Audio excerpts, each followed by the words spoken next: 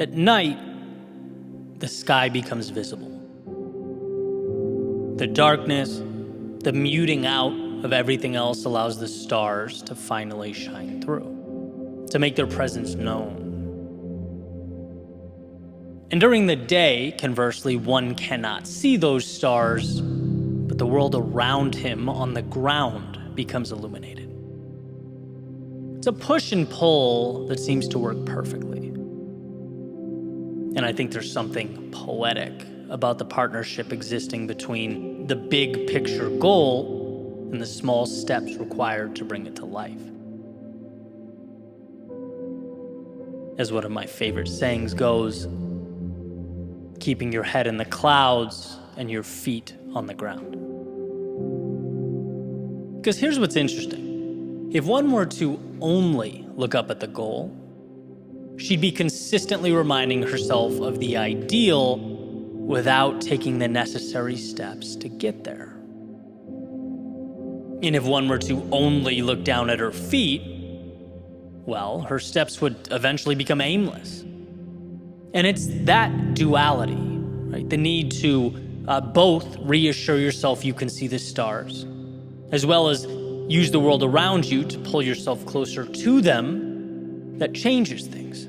Right? It's that beautiful dance that has to be maintained. And this is a balancing act that has certainly been challenging.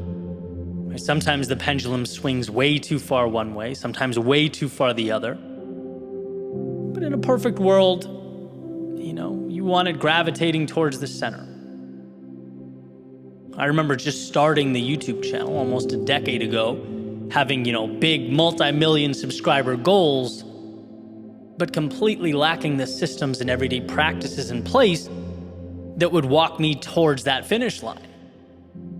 Sure, something's better than nothing. I was working and learning, but the actions simply didn't align with the objective. I had to correct them. And then I've been on the other end as well. Right? I'd be doing things every day without knowing why. All steps, no goal. That sort of thing occurs when routine takes on a life of its own. You start doing things because, it's what I do. It's what I've always done. And, this is when one has to look in the mirror and ask the difficult questions. And look, anytime I can squeeze the complexities down into the simple, I try and do that. So with that in mind, my questioning goes like this. What do you want? Know the answer? Okay, good. Next question. Is what you're doing taking you closer every day to what you want? Asking that question in a serious way takes a spotlight to one's world. Using my previous metaphor, it shuts the lights off so the North Star becomes visible. And then, turns them back on to ask yourself if you're using your resources to move there. And I've become pretty good at asking myself this question consistently, and still I find things that don't belong. That sort of, they hide in plain view. I have faith that I'll end up exactly where I need to be. But that faith is rooted in my commitment to continually assess, to scrutinize, and adjust. There's very little hope and a substantial amount of trust in my ability to continue forward. There's an idea referred to as the Stockdale paradox, which states, and this is the first definition I grabbed from Google here, you must never confuse faith that you'll prevail in the end, which you can never afford to lose, with the discipline to confront the most brutal facts of your current reality, whatever they might be. That's where the tough love thing comes in. Be your biggest fan because no one will believe in you unless you do. It all starts with your trust in yourself to navigate the process and arrive where you must arrive. But it also requires you are your biggest critic. It means the reason you trust yourself to get there is because you know you won't just sit back and say, I'll win because I believe I'll win. No, you'll win because you will, while having your head in the clouds, be brutally pragmatic with the steps you're taking on the ground. You'll win because you're committed to learning and adjusting. One of my favorite epiphanies when I started doing this full time was the realization, at a very small scale at first, that, someone can't fail unless they quit. You can't lose unless you stop. Impossible, someone might think, right? Well, no, because when you miss the mark or you fall short, you take a second to understand why, and then you come back to the problem or challenge again, right? This means life is a game of tenacity, of persistence, of commitment. The one who keeps adjusting and coming back is bound to connect the dots eventually, which makes failure the simple decision that, this isn't worth it for me. I don't want to continue adjusting and re-engaging with this.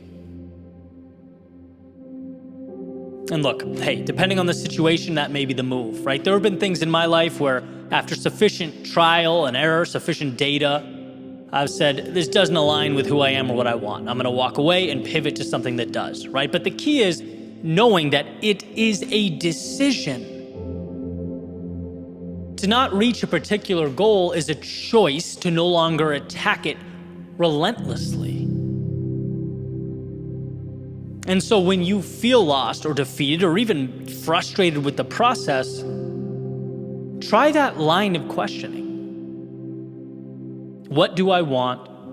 And is what I'm doing today bringing me there? This allows you to start taking a sledgehammer to the things that don't belong, refining the process.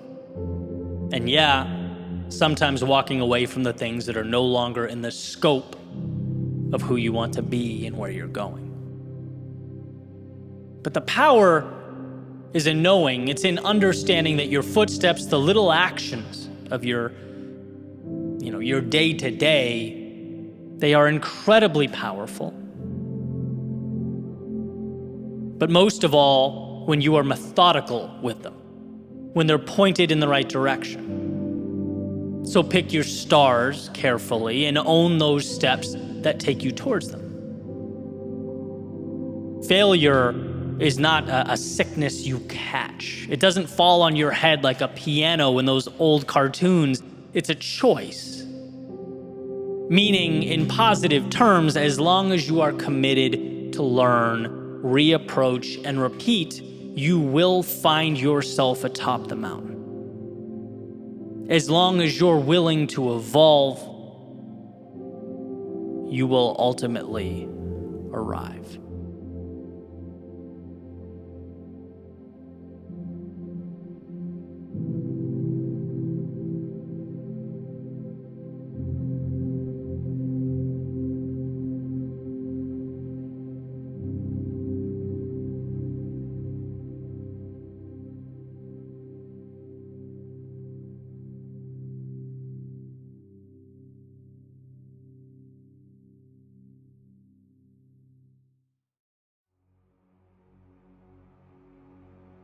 The difficulty we face in life is not personal.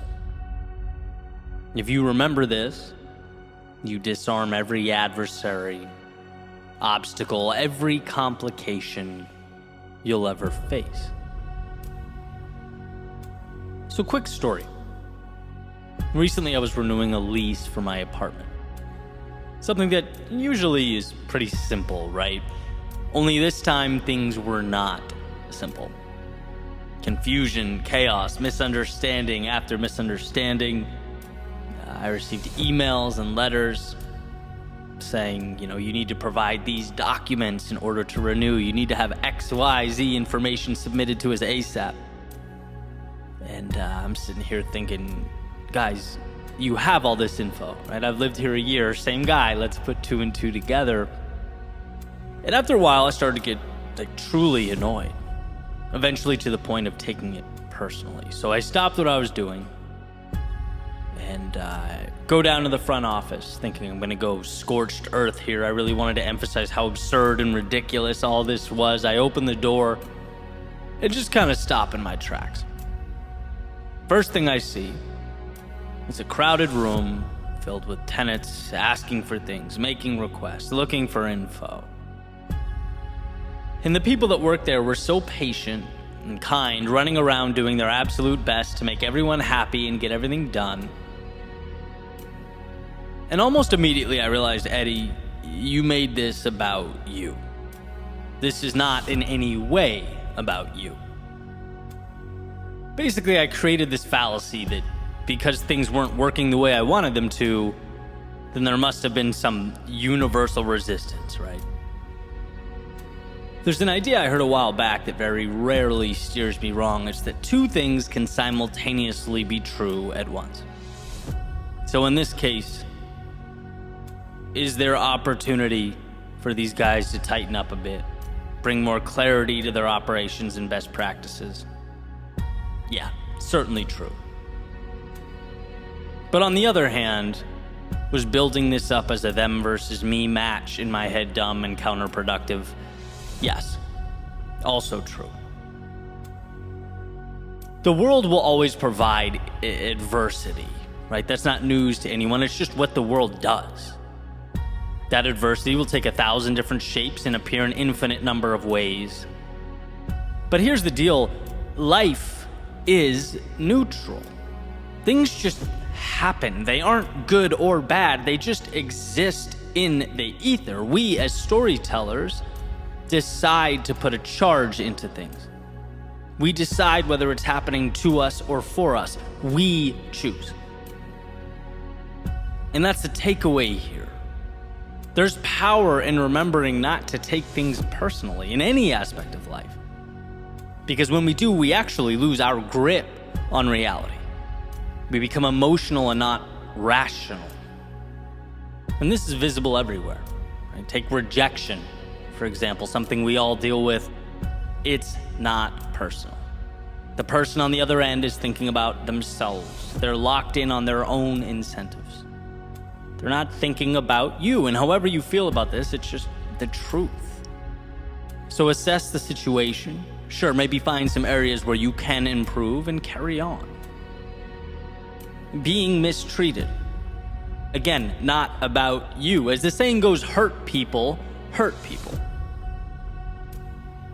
Same goes for criticism and hate online, right? Something that a lot of people truly fear. It will almost always be true that people who are more accomplished than you or further along in their career trajectory won't waste time bringing you down in the comment section. No, it's people saying things hoping that their comments will get approval and attention so they can feel validated.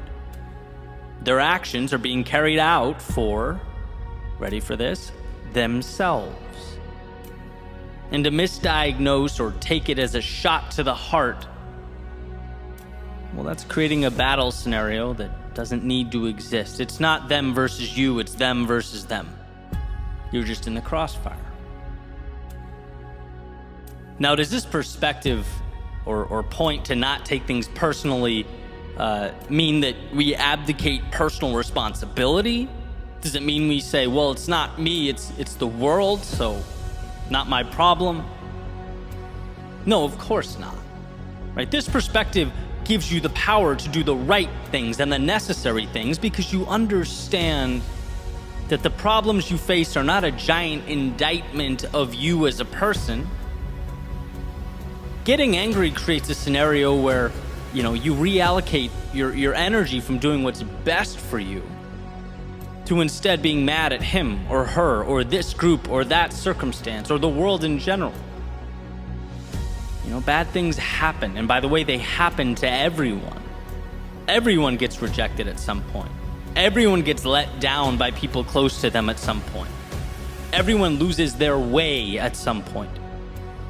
Everyone has their expectations fall short. Everyone has pushback. It's not just you. It's the world doing what the world does. And there's 8 billion of us running around operating in our best interest, trying to navigate a big, crazy world that's often incredibly difficult to understand. So with this perspective, right, going forward, my lesson from a few weeks ago, what would I have done differently during all that chaos with the apartment?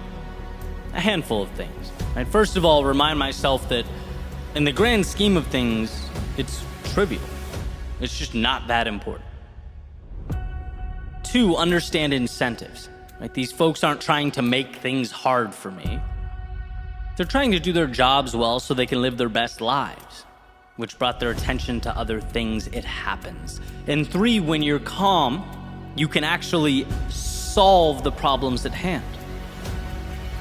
When you don't stack your problems up to look like adversaries working against you, when you instead see them as merely a challenge or puzzle to be solved, life starts to look a lot different. It just feels different to walk around as though life is on your side, as though hardship is nothing more than the water necessary for the seed to grow, as though all those challenges you face are opportunities being presented to you. Because I'm not sure you can simultaneously fight and solve. I think one of our most important decisions is to select one. You can make the rejection an opponent, the criticism a rival. You can make the disorder your nemesis. Or you can realize that all of it falls squarely into the box that is life. Pieces to be taken out one by one so that you can construct the ideal. Life comes down to the advantages that exist all around us, the choices we make, to live freely with the wind at our backs, or confined by the walls we build around ourselves. And sure, your current obstacles might be because of decisions you've made, maybe even decisions you wish you could take back. But the current moment, right now, in this second, is neutral. It does not hold a grudge or have an agenda. Now, right now, is simply right now, in the same way that 2 + 2 is 4. 4 is not good or bad. It doesn't want you to win or lose. It's just 4. Same goes for the crossroads before you. And that puts the onus entirely on you to decide what you will make it all mean. Will you slow things down to find clarity? Will you open your eyes to see the value? Because look, there will always be a delta between reality and the stories we tell ourselves about reality. That's just how human beings work. It's how we've managed to survive for millennia. So understand that and gift yourself the narratives that bring you closer to the place you want to be. The road before you will be challenging, not because its pushback is personal, but because amidst the resistance, you'll find the components you need to live your very best life.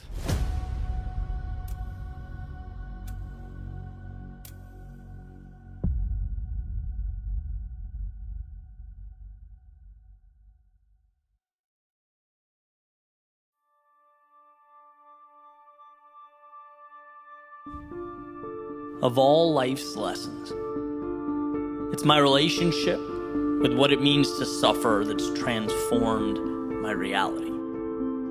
Something that's learned, not unlike one's ability to read or write. An understanding that unlocks the door to fulfillment. Nietzsche says, to live is to suffer, to survive is to find meaning in the suffering. Dostoevsky says pain and suffering are always inevitable for a large intelligence and deep heart. The really great men must, I think, have great sadness on earth. Helen Keller says, although the world is full of suffering, it's also full of the overcoming of it. Our problem is not that we suffer. Our problem is that we don't know how to perceive it when it inevitably arrives. We're taught that it's synonymous with a giant street sign saying wrong way. We're taught that the perfect life is free of its grasp. It's why when suffering does arrive, we're so inclined to run from it. I reference my experience as a D1 rower often, not because I stood out or even really because of my love for the sport. I reference it because it is the point in my life when I learned to suffer. When I learned what I could put my body through, my mind through, and see that like all things, discomfort simply ends, and life is different on the other side. That's why I talk about waking up to go to the gym in the morning when it's still dark in the middle of winter, the practices that made me throw up, having 3 exams, 2 papers, but thinking about a 2K test. Because part of me couldn't believe I was doing it, because up until that point in my life, I would have simply said no. That's why I reference the 3 of us walk-ons that were there senior year out of the 60 plus that showed up freshman year. We built a relationship with suffering. You understand what opens up to you when you agree to, for a moment in time, walk through those flames of hell. It's not a trick or a complex formula. It's just taking yourself to places most haven't learned to go. Not because they can't, but because they haven't learned. When you know you can push yourself far beyond what you thought possible, not only survive, but come back renewed, re-energized, a different understanding of the world. It's hard to see anything as too much or outside the realm of possibility. In my personal life, I can make difficult decisions. In my professional life, I can sit down and write when I don't want to. When I feel like I can't, I can take on projects that scare me, that take me so far outside my comfort zone, my ceilings have no choice but to become floors. You elevate yourself with each yes. Gustave Lanson says, there is no art without commitment and suffering. That is not a demon to be avoided. It's truly the beginning of everything.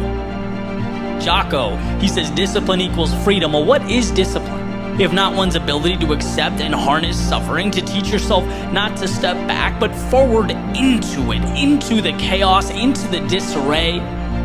That's where our lives are assembled. It's where we are made.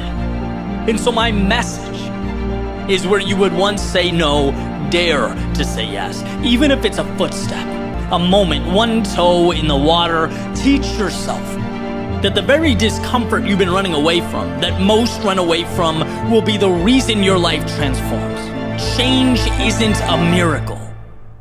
It's a decision.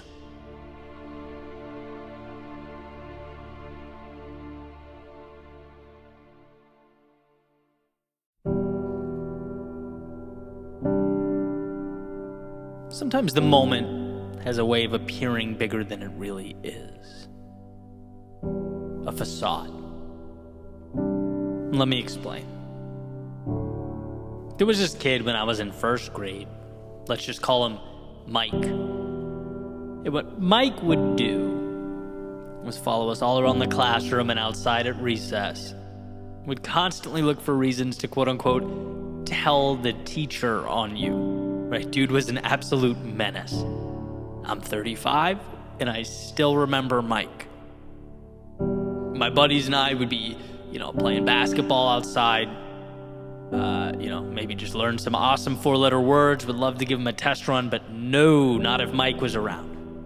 Mike would go right to the teacher. And see, we feared Mike because we feared being in trouble. Now, as time passes, you look back and realize how absolutely ridiculous that is. I want to shake younger me and say, who cares about Mike? Go live your life. He doesn't matter. But the reality is, at the time, he did matter. He mattered a lot because he was the personification of what was most scary to us in the moment. Right? As a child, avoiding being in trouble or timeout or whatever it was seemed to be a big deal. And here's what I think. I think every chapter of life has a Mike. Not in the literal sense. but in the sense that there's something we fear, something that consumes our time and attention, something that's been inflated to a state far greater than it really should have been, that has an impact disproportionate to reality. Because as real as it seems in the moment, a few years down the road, we'll do the usual, shake our head and laugh about the seemingly obvious lack of perspective during that chapter. Hindsight being 2020, we'll be shocked we couldn't see what we eventually came to see. But that's what growth is. It's a good thing. We want to evolve. No one wants to be the same in 10 years, see life the same way in 10 years. But it's also an opportunity to obtain some perspective, to understand that our current fears aren't all we've built them up to be. We just can't see it yet. Unfortunately, the dust has to settle before the picture makes sense. Just like right now, we can't judge the world around us the same way historians will be able to with clarity. That's why I often reference Bronnie Ware's top 5 regrets of the dying, because it's a list of things people in their final stages of life look back on and say, yeah, that was dumb. It's people who have already walked the path pointing out the metaphorical mics they've encountered along the way, because here's the deal: the root of our stagnation, the root of our frustration, our despair, comes down to fear in some capacity. Right? When you dig deep, it's a fear of leaving or staying, a fear of criticism, fear of unknowns, fear of letting down the people we do know. Our demons are manufactured. They're comprised of fear that, sure, we'll eventually laugh and shrug off. But the power in being able to fast forward that sequence, to understand that life is too short to be held down by chains of our own making, right? How about laughing in the face of what intimidates you now? Not 5 years from now, but now. How about looking around and asking yourself what obstacles in your life are Mike-esque? How about breaking our constraints down into what they've always been: manageable tasks, simply waiting for us to change the narrative? If you aren't pursuing that which is meaningful, it's most likely because somewhere deep down, fear is holding you back. And that fear is holding you back because, let's face it, you've let it in. See, the moment is beautiful. It's powerful. It has everything you need, but it's not bigger than you. It never will be bigger than you. So let's not wait for some arbitrary time in the future to arrive at that conclusion.